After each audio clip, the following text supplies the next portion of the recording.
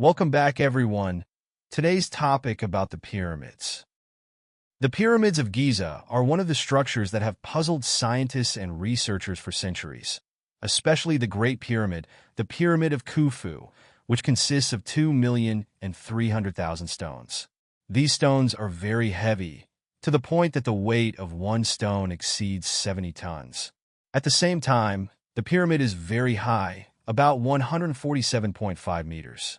I know that most of us do not like the language of numbers, but these numbers are really terrifying. How were these rigid pharaohs able to lift such heavy stones to such a high height?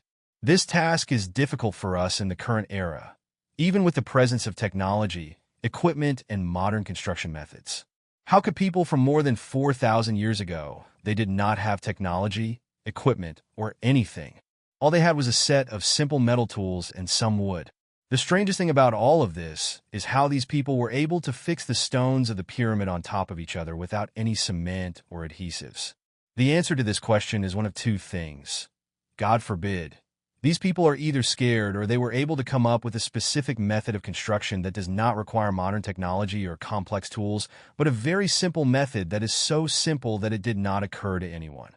In this episode, we will answer a question from the theories, some of which are completely rejected, others are acceptable, and some are somewhat funny, such as one of the hypotheses that adopts the idea that the pyramids were built by aliens.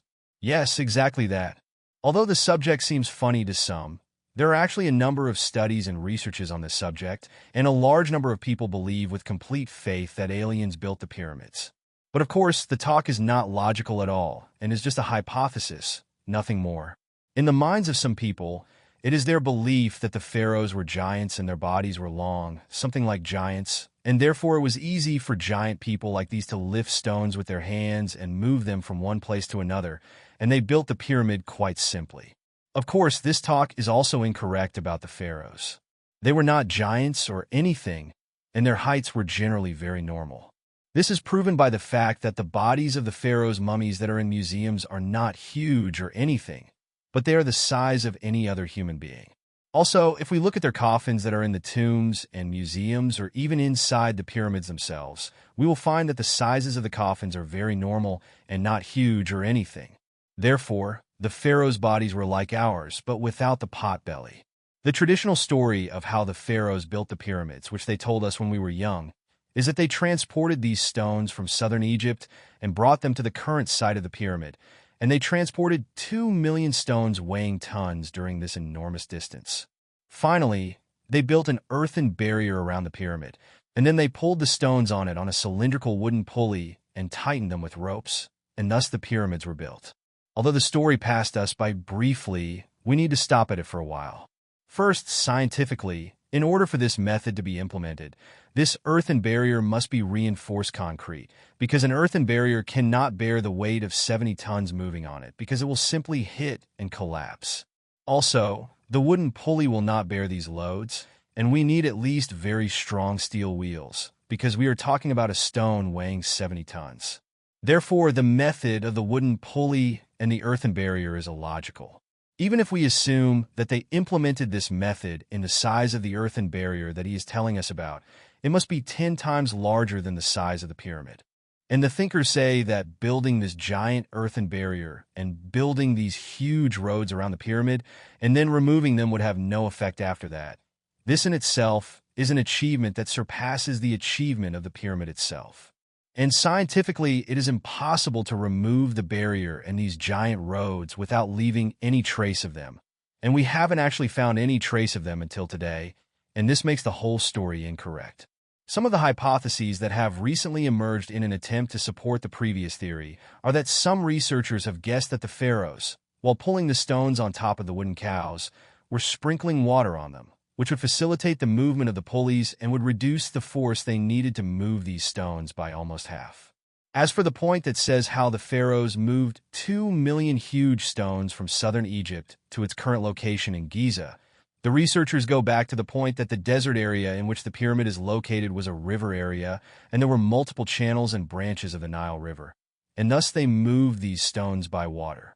But of course, in the end, they are all attempts to justify the previous method, as we said, but with all of this, the method is still completely illogical and contains many questions that have no answers. The most important of which is, how did they lift these huge stones to these terrifying heights without any cranes, planes, or equipment? Did the pharaohs, for example, have a device that would allow them to cancel gravity in a certain area so they could lift stones easily, and then the pharaoh would come and pull the stone out of its place? Unfortunately, there is no evidence of this. Let us quickly move on to another point. How were the stones of the pyramid fixed together without using cement? The answer they told us a long time ago was that they are leading us into disaster. They fixed the stones on top of each other by what is called air depletion, which simply means that they put two stones on top of each other and somehow begin to empty the air particles that are between the two stones, and thus the stones begin to be fixed on top of each other. There was an adhesive material between them, but there is still no evidence for this talk, and it is all just guesswork because the subject of air depletion in itself requires advanced technologies. One of the most amazing things about the pyramids is how they made the surfaces of the stones so precisely level. The stones of the pyramid are in the shape of cubes, parallelograms, and regular rectangles, and these cubes are supposed to be carved. Imagine that this carving is done with primitive equipment and simple tools, which in itself is practically leveling the surface of 2 million stones, a subject that requires an imaginary effort and extraordinary labor. Therefore, the idea of carving the rocks is also completely illogical. Thus, almost all the methods and hypotheses that we have heard so far, none of them are correct. Let's continue. What would be your reaction if I told you that the stone cubes from which the pyramid was built were poured in a place exactly like regular concrete is poured, and that these rocks were not carved or anything? This is what the Swiss researcher said. The one who said that was the Swiss researcher von Daniken and the Frenchman Joseph Davidovits too. They both said this.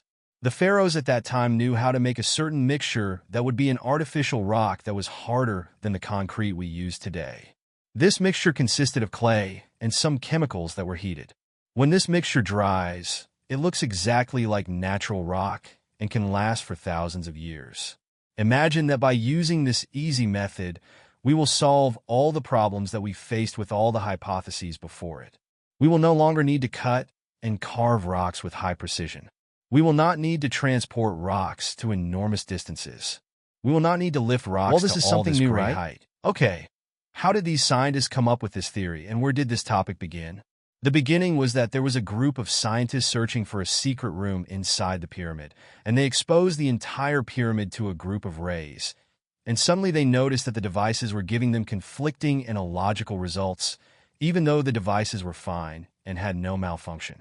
The only explanation for what happened was that the rocks contained a large amount of water, and scientifically, it is impossible for this amount of water to be present in natural rocks. And this is what made them lean towards the idea that these rocks were manufactured or built. Then Joseph came and did a practical experiment in which he tried to reach a mixture similar to this mixture, and the experiment was successful, and he got positive results, and he was actually able to make rocks of these sizes and also stuck together. And currently those in charge of the research are trying to reach the composition of the mixture that was used by the pharaohs, and they say that the secret of this mixture is one of the many secrets that the pharaohs knew, just like they knew about astronomy, chemistry, mummification, and medicine. In the end, the rocks of the pyramids were a substance similar to liquid cement concrete that was poured into empty rectangular molds. When it dried, it became solid and consistent rocks. This is the way they built this great monument. It is not unlikely that they also used it in other buildings, such as temples and huge monuments. They did not lift stones or move them. They originally poured them into their place inside molds. Of course, we are not saying that this casting hypothesis is the surest way for the pharaohs, but we are saying that this is, to some extent, the most logical and acceptable hypothesis. Another theory may appear one day that explains the matter more and more. Finally, no one can deny that the pharaohs reached a level of knowledge in some fields that we have not been able to reach until today, and this is despite the progress in modern technology that we possess.